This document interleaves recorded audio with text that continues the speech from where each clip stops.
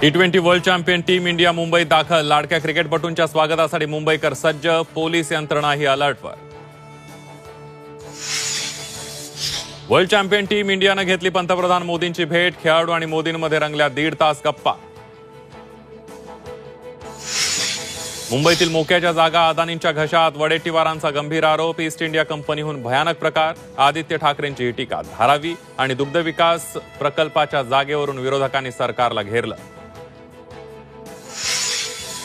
भ्रष्टाचाराचे अनेक आरोप झाले, एकही सिद्ध झाला नाही. आगामी काळात साथ द्या, अजित पवारांचं जनतेला आवाहन. तर अजित पवारांवरील आरोपांवर उत्तर महायुतीनं द्यावं, सुप्रिया सुळेंचा टोला.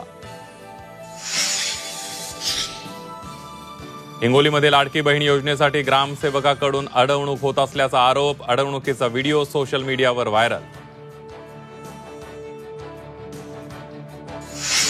संभाजीनगरमध्ये 70% शेतकरी पीक विम्यापासून वंचित. नोव्हेंबर 2023 मधील पीक विम्याचे दावे फेटाळले.